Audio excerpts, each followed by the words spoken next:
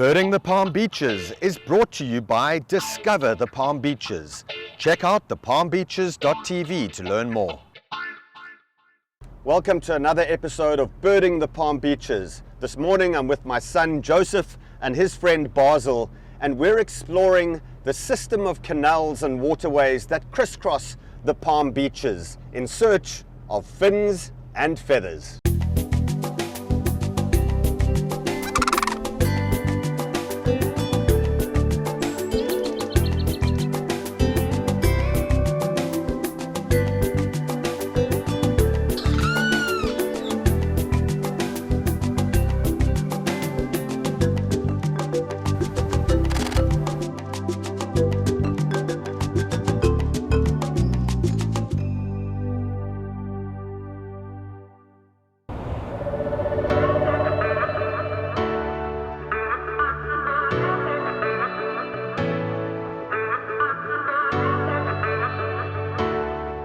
Palm Beach County is one of the largest and most eco-diverse counties in all of Florida, and the Palm Beaches are a paradise of never-ending outdoor activities and things to do and see. An unmatched landscape of first-rate birding, incredible wildlife management areas, year-round fishing, a multitude of water sports, and exceptional beaches make this the best place to experience Florida. From the Everglades to the Atlantic Ocean, you are sure to find things to do that will stoke your passions and make lasting memories. Here in the Palm Beaches, birding and wildlife viewing is a big deal, even bigger than you might imagine. In fact, birding is second only to beach-related activities as a form of outdoor recreation for both visitors and residents.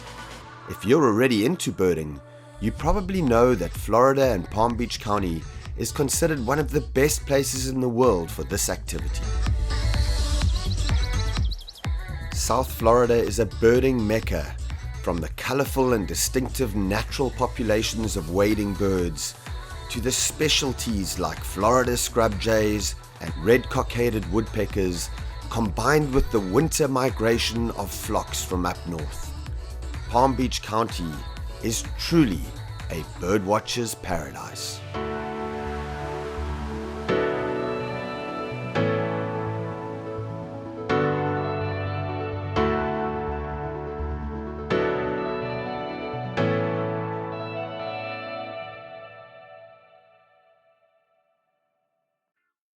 Birding the Palm Beaches is brought to you by Discover the Palm Beaches. Check out thepalmbeaches.tv to learn more.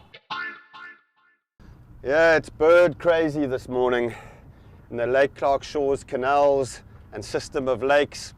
This is an incredible watershed that goes all the way from down south in sort of Delray Beach, and we can access all those waterways down there, John Prince Park, Lake Ida, and then all the way up here through Lake Clark Shores, and then make our way up along the C51 canal. Excellent birding opportunities and some fantastic fishing as well.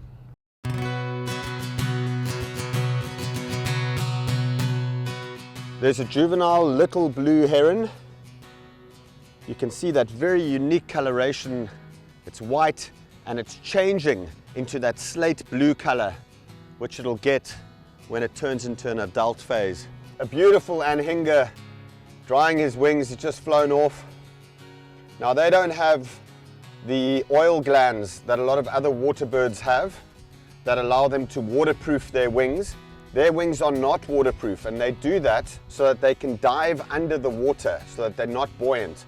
But it also means that when those wings get soaked, they then need to dry them out again before they start hunting again. So incredible bird, the anhinga. It's also called in some parts of the world the snake bird on account of that really long neck. And we've got a limpkin and a tricolored heron here on the bank over here. Absolutely beautiful. Oh, look at the baby ducks. Some baby muscovies.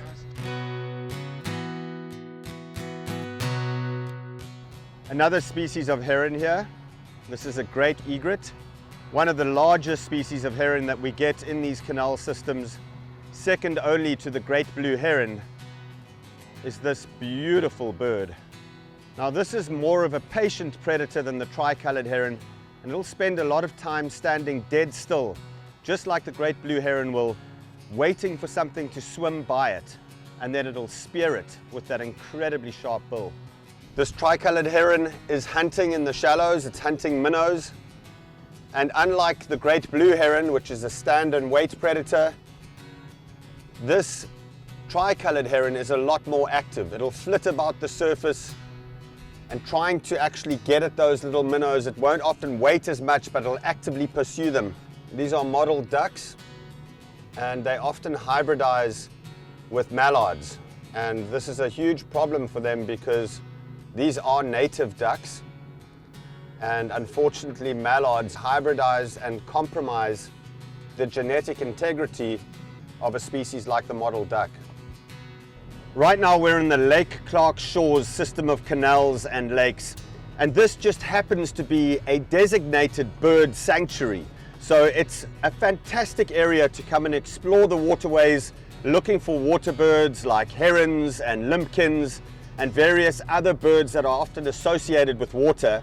But it's also some of the best freshwater fishing in all of Florida. So this morning we're going to go try and get some live bait, some cast netting in this morning, and then see if we can try our hand at not only birding, but also see if we can get hold of some beautiful peacock bass and largemouth bass as well. Wow! You see that brown pelican diving, and this is one of our best signs for shad in the open water here. The water here is quite deep. They like the cooler waters of the canal here, and if we just keep our eye on this brown pelican, we'll probably be able to get some shad here this morning. Brown pelicans, unlike their cousins, the white pelicans, actually plunge dive for fish. So they'll circle quite high up. They've got excellent eyesight. They'll look for shad just below the surface of the water, and they'll dive with their necks pointed straight out, and then on impact, they'll pull back and then grab those fish in that cavernous bill. Okay, so we're going to get Joseph on the front, throwing the cast net here. We've got some shad flitting on the surface here. This brown pelican has been the perfect indicator, the fisherman's friend, telling us exactly where the shad are this morning.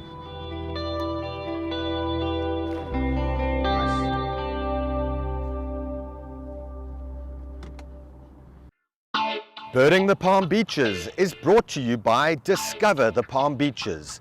Check out thepalmbeaches.tv to learn more. This brown pelican has shown us where the shad are, and they've moved. This big school of shad have moved under one of the bridges, probably to get out of the sun, and there's a whole bunch right up in front here. Joseph's going to try and cast net some for us.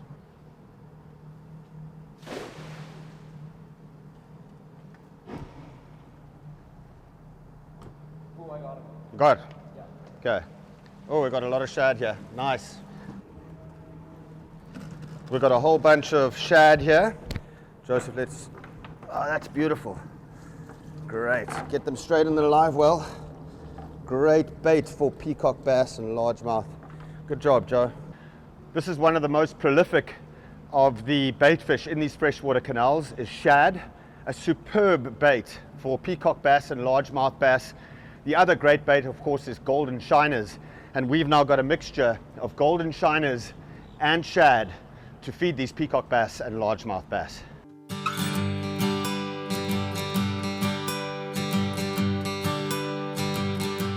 All right, so we've got a live well full of shad and golden shiners, and we're going to now target two of my very best, most successful canals for peacock bass. This one canal we're going to now in particular holds some really nice fish, up to about 8 pounds, probably the biggest we've seen there, but it is a fantastic canal with some really, really big fish. So we're going to go have a look.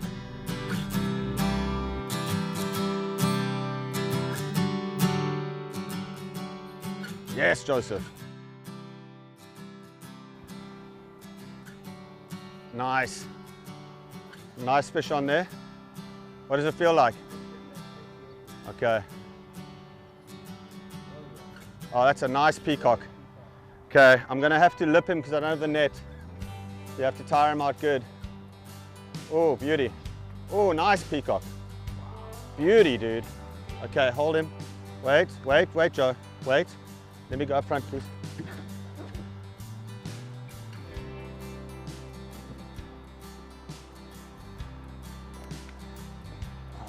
Nice fish.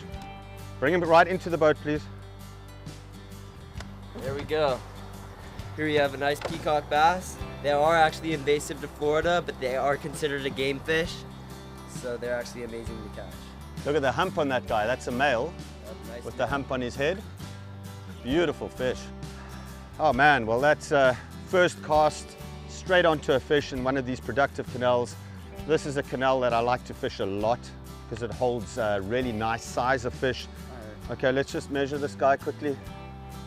Okay, so he's 16, 17. Okay, so about 2.5 pounds. Not a bad little peacock. We get them way bigger than this. Okay? Sure do.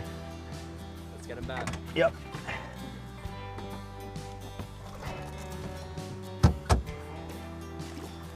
With Lake Clark Shores being a bird sanctuary, there's a lot of homeowners here that put up purple martin nest boxes, and we've got one at the end of the canal here.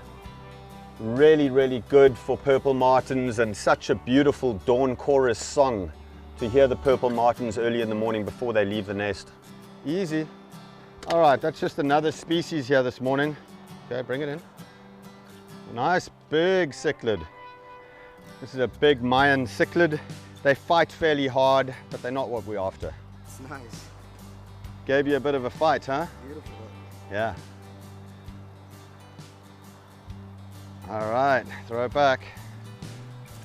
Good job.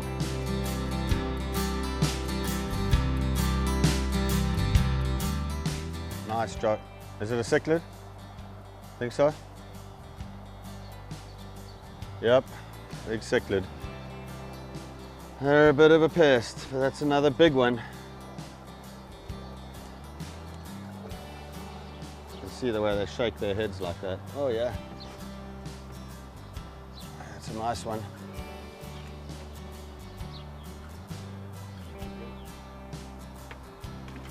Nice largemouth. Bring him round up to the boat. Oh, that's a beauty. Hold on. Yes. Oh, what a nice fish, Basil. Woo! Well done, buddy. Hold him up for the camera. Okay. Oh, that's a really nice largemouth there. Ah, beauty. All right, let's measure this guy and get an estimate of his weight. Okay, let me get him to there. Thanks. Oh, that's a nice fish. I'm going to say this is probably 4 to 5 pounds. Yep, exactly a 5-pound fish. A really nice bass, Basil. Woo! Yeah. All right, let's do a release. Come out the back here. Release him softly into the water, get him revived. Nice. All right, Basil, give me 5. Good job, buddy. Good job. Ah, well, that's great. We've got a nice peacock, probably a 2.5 pound peacock and now a 5-pound largemouth. Some great birds this morning. Seen almost every heron species you can find in Florida, and the day is just beginning.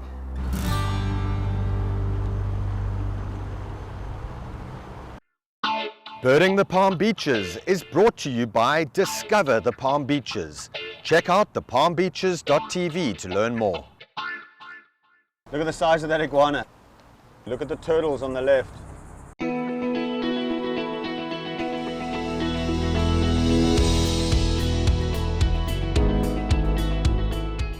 Here we've got the largest of the herons, a great blue heron.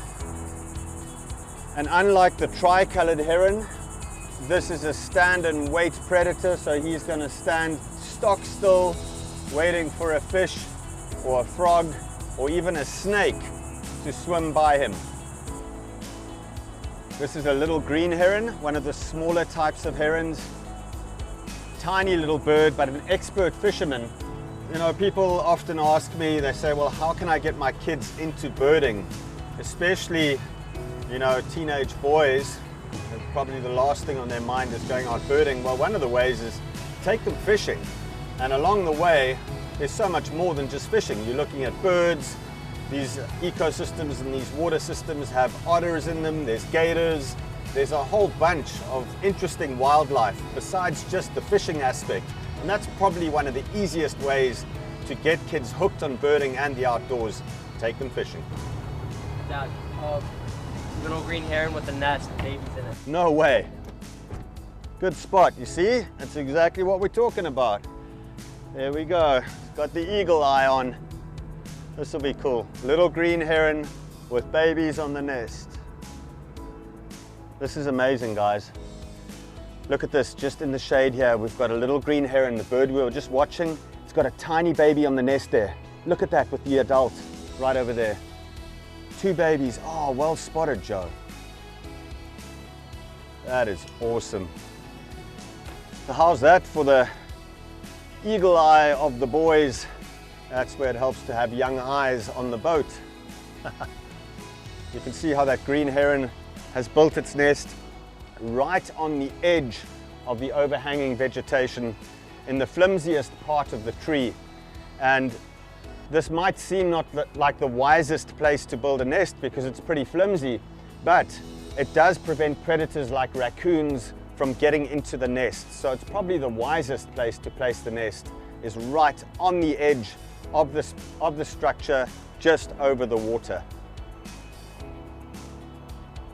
You see the parent is now covering up the young bird. They will brood the young, even when it's hot in Florida, they will brood and protect those babies underneath the feathers on their belly. Good job, guys. A nice osprey that's also fishing this morning. Wow, we've got a lot of these water birds doing exactly what we're doing. Fins and feathers. And there we've got fins and feathers together. That is an osprey carrying what looks to be a cichlid. Oh yeah. Big bluegill or a cichlid that it's carrying. It's trying to find a suitable place to land and then devour that fish. Got an anhinga right in front of us, getting ready to take off. Look at the size of that neck, really long neck.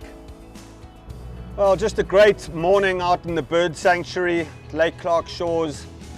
We've seen a number of species, probably 25, 30 species this morning. We've seen all the different species of herons. We've seen some great water birds along the edges of the canal here, limpkin, birds like that. And then to boot, we've caught some nice peacock bass and a really spectacular largemouth. So it's been a pretty fun day on the water. And the amazing thing about these canals is if you've got the right type of boat, and this is the perfect boat because it's nice and low down, you can get under all the bridges and you can visit waterways near and far, all the way down the Palm Beaches. So very, very productive, great fishing, and a great day out on the water.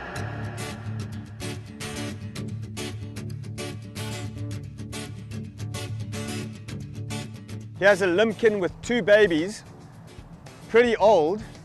Now they will have up to sort of 10 babies at once, but they are born these tiny little fluff balls, and of course a lot of them succumb to aquatic predators like alligators. Raccoons will even eat them. Even a largemouth bass will take one swimming across the canal.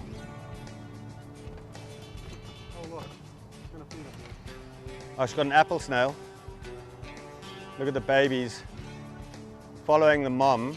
She's going to shuck that snail now and feed them. Oh, she's teaching them how to feed. The youngster's getting in there. She's caught the snail for the youngster. So here comes the other adult with another apple snail, and they're going to feed the 2 youngsters together. So we've got mom and dad and 2 babies together.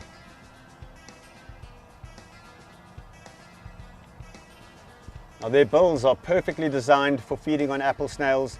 They feed almost exclusively on these apple snails. So they are very tied to the existence of these apple snails and the levels of the water in Florida. So you'll find limpkins will move depending on the water levels and the availability of apple snails. Now that bill is slightly curved towards the end. So it's perfectly suited for getting the fleshy meat out of the apple snail. And then what the parents will do when the chicks are really young is they'll feed the meat of the apple snail piece by piece to the youngsters. Now at this age, the youngsters are starting to learn to shuck the shell themselves. So the parents will allow them to practice and get the meat out on their own.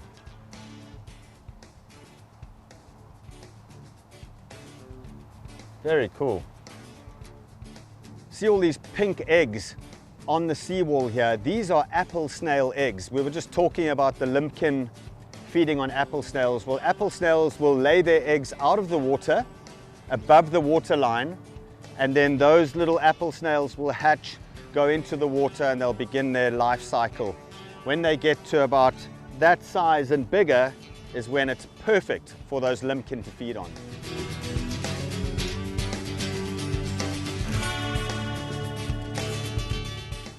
Well, Joseph is now all grown up. He's been part of our shows for at least 10 years on and off, and some of you that have watched the show will recognize Joseph from 5-10 years ago, fishing for snook, fishing for all different types of fish, and now he's all grown up. Yeah, now he's the little man. Exactly.